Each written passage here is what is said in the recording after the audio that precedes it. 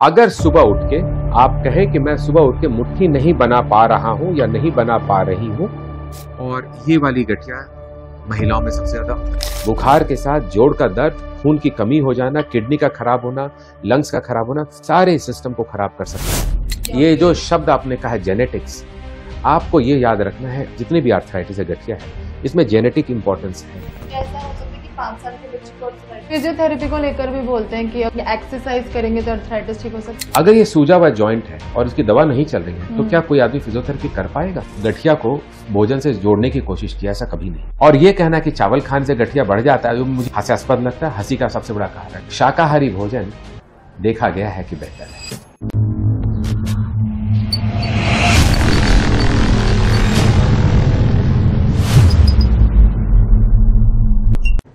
नमस्कार, आप देख रहे हैं हेल्थ वायर और मैं हूं आपके साथ आंचल सनोरिया। आज हमारे साथ अर्थराइटिस पर बात करने के लिए मौजूद हैं फोर्टिस हॉस्पिटल के director of rheumatology doctor Bimlesh धर पांडे, जिनसे आज हम अर्थराइटिस के बारे में बात करने वाले हैं और उससे जुड़ी कई सारी धारणाओं के बारे में भी उनसे जानेंगे।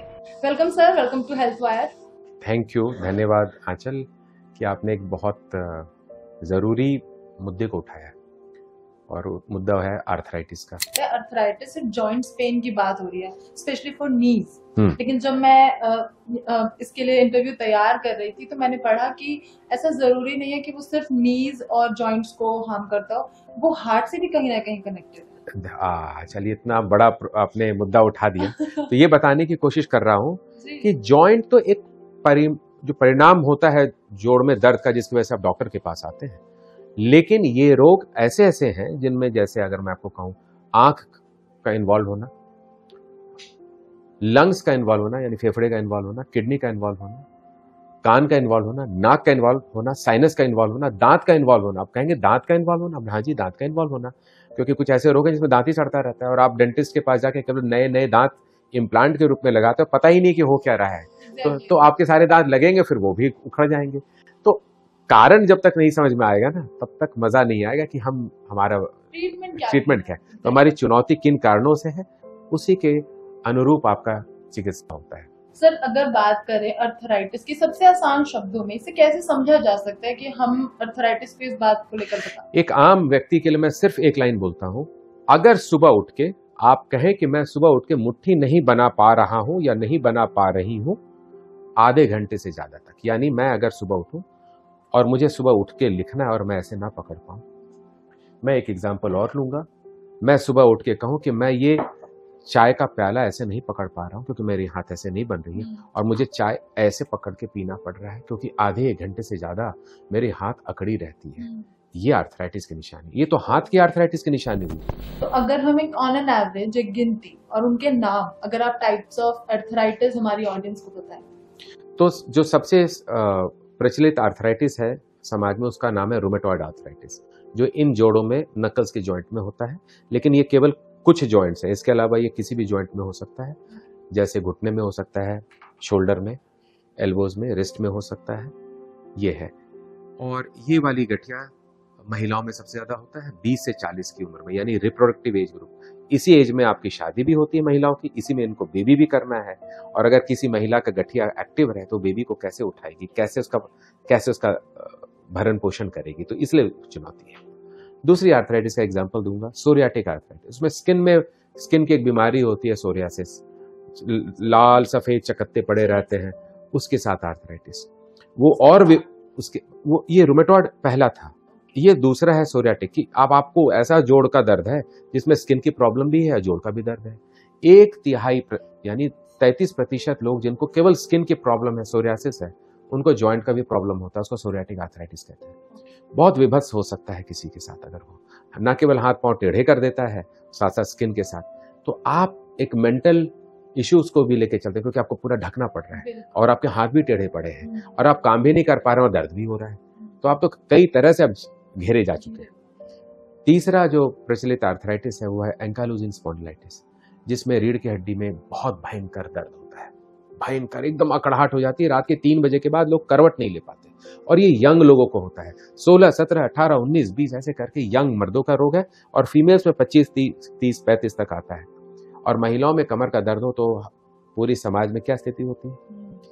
अरे नहीं भाई ये झुक के काम करती है इसलिए हो रहा है, और डिस्क है इसलिए होता है, डिस्क स्लिप हो गई। हाँ। और ये धारणा लेके चल रहे होते हैं कि डिस्क स्लिप हो गई, ये झुक के काम करती है। कोई नहीं पूछता एक सवाल, रात को क्या करवट लेने में आपकी दर्द बढ़ जाती है? क्योंकि गठिया में अगर कोई काम आप कर पाते हैं और काम करने से दर्द बढ़ता है तो मैकेनिकल है, जैसे ऑस्टियोआर्थराइटिस जिसमें मैकेनिकल का चलते चलते दर्द होता है। लेकिन जो इन्फ्लामेटरी यानी सूजन के साथ जो भी गठिया होती है उसमें रात को अकड़ाहट बढ़ती है, इसलिए सुबह उठ के मुट्ठी नहीं बनती, सुबह उठ के कमर अकड़ा रहता है। तो रात बहुत जरूरी है पूछना, और रात को अकड़ाहट हो, रीढ़ की हड्डी में हो, एंकाइलोजिंग। तीसरा गठिया। अब आते हैं जो इन 3 प्रचलित गठिया के अलावा है जिसका नाम जानना जरूरी है। एक का नाम है लूपस, बुखार के साथ जोड़ का दर्द, खून की कमी हो जाना, किडनी का खराब होना, लंग्स का खराब होना, सारे सिस्टम को खराब कर सकता है। इसका नाम लूपस है, सिस्टमिक लूपस एरिथेमेटोसिस।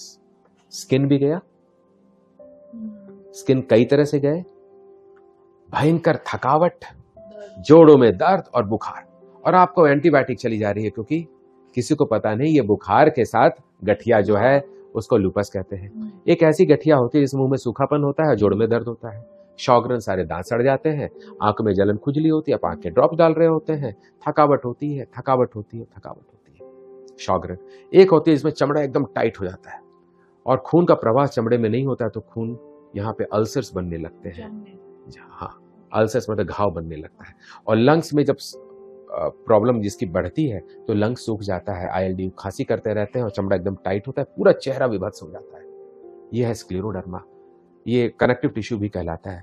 इसके अलावा एक गठिया होता है जिसको मसल के साथ गठिया कहते हैं, मायोसाइटिस। आप अपनी कुर्सी से उठ नहीं सकते, आपको इतनी मसल में सूजन होती है कि आप उठा ही नहीं सकते अपनी टांग को, आपको अपना हाथ उठाने में दर्द होगा, इसको कहते हैं मायोसाइटिस, खतरनाक बीमारी। एक और रोग होता है वयोवृद्ध लोगों को, यहाँ की खून की नली में सूजन और इस सूजन के साथ आंख की रोशनी चला जाना, वो भी अर्थराइटिस, उसको कहते हैं जायंट सेल अर्थराइटिस। खून की नली की सूजन जिसको कहते हैं वैस्कुलाइटिस, उसमें भी नाना प्रकार की वैस्कुलाइटिस है। तो मैं तो बड़ा मजाकिया अंदाज से कहता हूं कि भगवान ने हजारों तरीके से बहुत सारी चीज बनाई, गठिया भी हजारों तरीके का बनाया है। मुख्यतः 100 तरह की गठिया का नाम हम जानते हैं, और कुछ हजार ऐसे गठिया हैं जिनका नामकरण हम करते भी हैं, तो रेयर डिजीजेस हैं, उनके बारे में हमारे 100 से तो ज्यादा है गठिया, नेम्ड अर्थराइटिस। तो इसीलिए इसकी पढ़ाई एकदम अलग होती है। 3 साल एक एमडी करने वाले व्यक्ति को 3 साल और समय गुजारना होता है केवल इन रोगों को जानकारी और समझते समझते आपको एक मोटा मोटा आइडिया लगेगा, फिर पूरी जिंदगी आप सीखते रहते हैं। तो मेडिकल साइंस का सबसे बड़ा फायदा है, आप स्टूडेंट फॉर एवर है।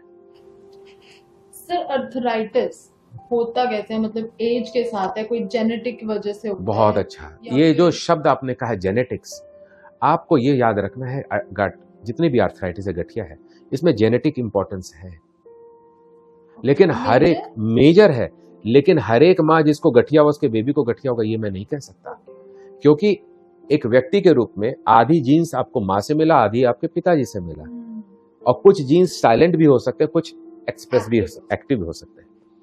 तो जीन्स सारे के सारे गठिया में देखा गया है, और कई प्रकार का जीन्स होता है, इसलिए जीन्स अगर आप समझ लेंगे तो गठिया भी समझ लेंगे कि क्यों इस गठिया में इसका जो प्रकोप है वो ज्यादा क्यों है, कम क्यों है। तो जीन्स बहुत इंपॉर्टेंट है। जीन्स के साथ एनवायरमेंटल ट्रिगर भी होता है, जैसे मुंह में पायरिया होना और रूमेटॉइड का होना अगर जेनेटिक बैकग्राउंड हो तो। स्मोकिंग वाले व्यक्तित्व में, चाहे मेल हो चाहे फीमेल हो, पुरुष और महिला दोनों में जो स्मोकिंग करते हैं उनके लंग्स में कुछ ऐसे चेंजेस होते हैं जिससे गठिया हो सकता है। कुछ इन्फेक्शन जैसे चिकनगुनिया, कुछ वायरल और इन्फेक्शन है जिनके हो जाने के बाद गठिया जो साइलेंट पड़ा था अचानक एक्टिवेट, यानी वॉल्केनो का फटने का एक कारण होना था और वो हो गया, एक इन्फेक्शन। चिकनगुनिया में भी होता है ना, जॉइंट पेन। चिकनगुनिया पर से यानी अपने आप वो दर्द कर सकता है, लेकिन जेनेटिक बैकग्राउंड हो तो वो चिकनगुनिया आर्थराइटिस में कन्वर्ट होकर जिंदगी भर चलता रहेगा।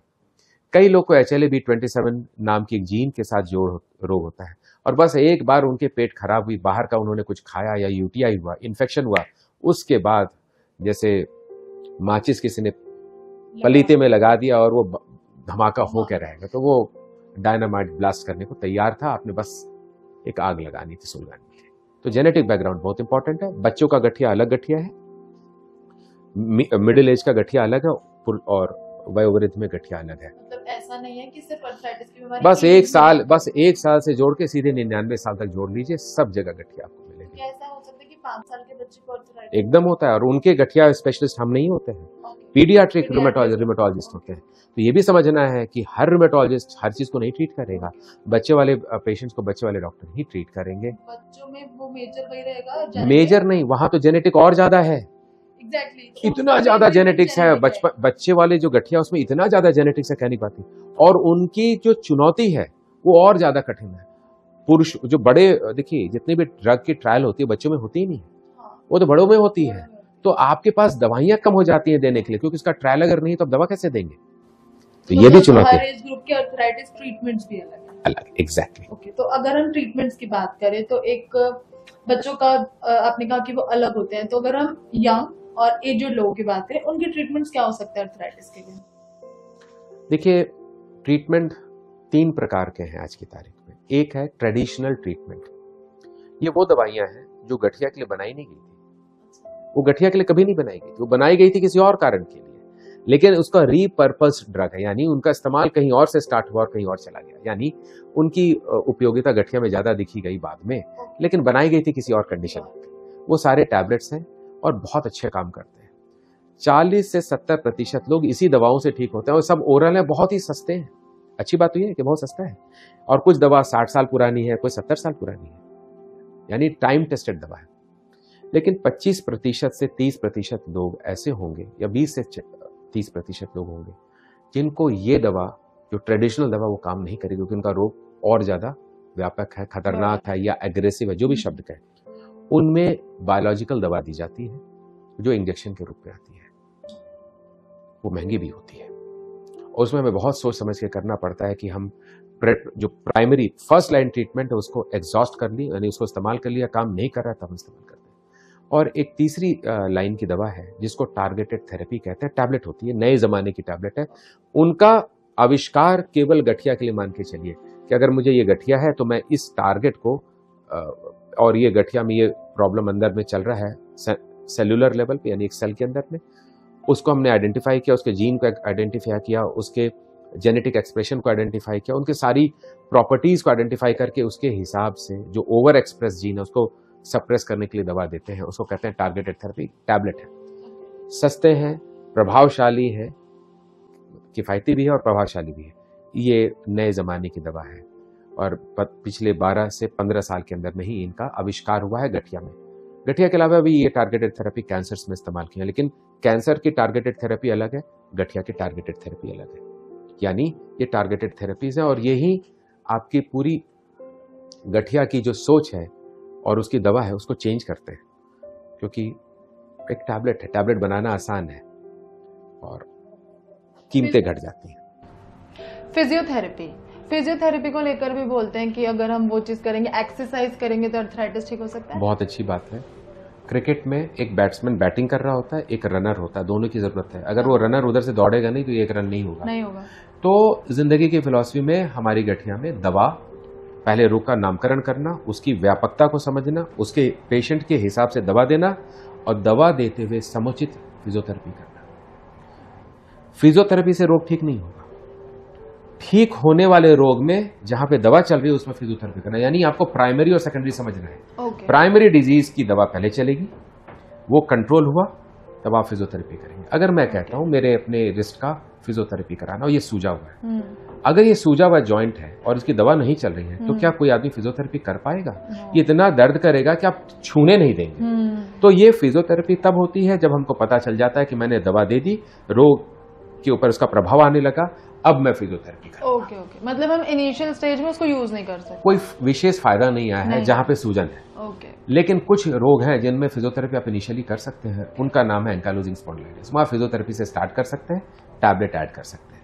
तो इसलिए नामकरण करना बड़ा जरूरी है कि कहां पे एक्सरसाइज पहले होगा, कहां पे दवा दूसरी होगी, कहां पे दवा पहली होगी और एक्सरसाइज दूसरी होगी। ये जरूरी। सर, कुछ फूड आइटम्स ऐसे हो सकते हैं कि जिनको अगर हम अपने डेली लाइफ डाइट में ऐड करें तो हम ये धारणाएं जो है भोजन के ऊपर, तो पूरी दुनिया भर व्यापक है, और ये भी बताता है कि लोगों ने गठिया को भोजन से जोड़ने की कोशिश की, ऐसा कभी नहीं था ही अच्छा। नहीं। जो प्रूवन है, जो सब कुछ पता चल चुका है, वो है ओबीज यानी मोटे लोग का गठिया बड़ा मुश्किल है ठीक होना।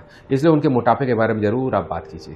स्मोकर्स का स्मोकिंग बंद कराइए, जिसका पायरिया है उसका पायरिया ठीक कराइए, और जिनकी गट खराब है, डायरियाज रह रहे हैं, इन्फेक्शन बार बार हो रहा है, उनके ये सही कराइए। ये पहला प्रावधान है। भोजन पे आ जाइए। घर का भोजन, साफ सुथरा बना हुआ भोजन आपकी गट के इन्फेक्शन को नहीं देगा, तो आपका देखिए प्रावधान वहां से है। तो इसलिए आपको हेल्दी ईटिंग करनी है।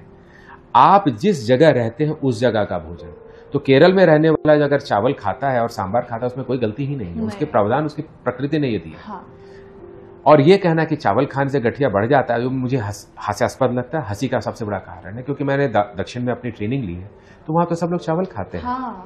और नॉर्थ में आया तो सब पेशेंट का एक ही सवाल है, चावल खराब है, हाँ। इसको खाने से गठिया बढ़ता है। ये धारणाएं हैं, क्योंकि डॉक्टर और धारणा तोड़ना इतना मुश्किल है, कहने की बात है कि आपको मैं सिखा के भेजूंगा, अब घर में जाएंगे, आपकी दादी ने कहा तुमने चावल खाया इसलिए गठिया होगी। हाँ। तो आप सामाजिक परिवेश को लीजिए। समाज में गलत धारणाओं का एक बोलबाला है, उससे बाहर निकलिए। क्योंकि मैं 3 लाइन अभी बताऊंगा।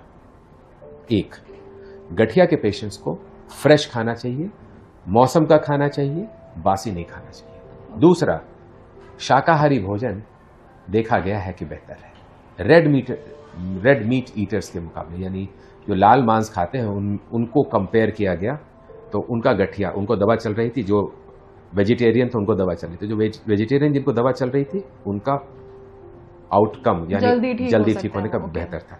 ये कहां पे स्टडी हुई थी? ये नीदरलैंड में स्टडी हुई थी। जहां की पॉपुलेशन को कहना कि भाई आप रेड मीट नहीं खाएंगे बड़ा मुश्किल था, फिर भी उन्होंने एक ऐसा ग्रुप बनाया, रेड मीट नहीं खाना है, वो रेडी हो गए, वेजिटेरियन को दिया, आया। और बहुत अच्छा है। इसको आपको सोचना पड़ेगा कि व्यवस्था में आप वेजिटेरियन रहे, लेकिन प्रोटीन की कमी हो जाती है। हाँ। अगर प्रोटीन की कमी होगी तो आपकी मांसपेशियां, स्नायु तंत्र सब टूट रहे होती है गठिया की वजह से। तो ऐसे में प्रोटीन की मात्रा आपको बढ़ानी है। कहां से लाएंगे प्रोटीन? वेजिटेरियन के लिए दाल है, सोयाबीन है, पनीर है। प्रोटीन का बहुत, मशरूम भी है, बहुत अच्छा स्रोत, बहुत अच्छा स्रोत है। तो इनको खाना है। दही खाना है क्योंकि गट को सही रखेगा वेजिटेरियन के लिए। नॉन वेजिटेरियन के लिए है फिश, बहुत अच्छा है, वो मेडिटेरियन डाइट का भी पार्ट है। एग वाइट बहुत अच्छा है। रेड मीट को मैं बाहर कर दूंगा। वेजिटेबल्स सारे अच्छे हैं, जितने भी आपके रंगीन वेजिटेबल्स हैं, जैसे मैं कहूँ कलरफुल वेजिटेबल्स, ये आपकी जिंदगी के, भगवान ने प्राकृतिक रूप से आपको एक दवा दी है जिसको आपको खाना है। मैं कहूंगा कि रूट्स को कम खाएं, ट्यूबर्स यानी आलू को मैं कहूंगा कम खाएं। मैं कहूंगा कि अरे वो शिमला मिर्च जो लाल पीले वाले हैं बड़े अच्छे हैं, वो खाइए। मशरूम खाइए। आप हरी हरी जितनी भी सब्जियां प्रकृति ने दी है मौसम का, प्लीज खाएं। दूध का इस्तेमाल कीजिए। कैल्शियम की कमी आपकी हड्डी को कमजोर करती है। तो दूध अगर आप पीते हैं, दूध नहीं पी सकते, दही खाते हैं तो दही खाएं। पनीर ले सकते हैं, छाछ ले सकते हैं, दाल ले सकते हैं, दाल में भी बहुत कैल्शियम होता है। तो ये सारी छोटी छोटी चीजें आपके घर में मौजूद है, बस उसी को करना है। कुछ भी नया फूड फैट नहीं कि ये स्पेशल भोजन है जिससे गठिया कम होगा। ये केवल धारणाएं हैं, मिथ्या है, इसको तोड़ना बहुत जरूरी है। घर का भोजन, प्रोटीन को बढ़ाना, खूब चलना, ये भी है। और प्रकृति से धूप लेना। धूप अगर हम नहीं ले पा रहे तो विटामिन डी लेना पड़ेगा, ये भी जरूरी है।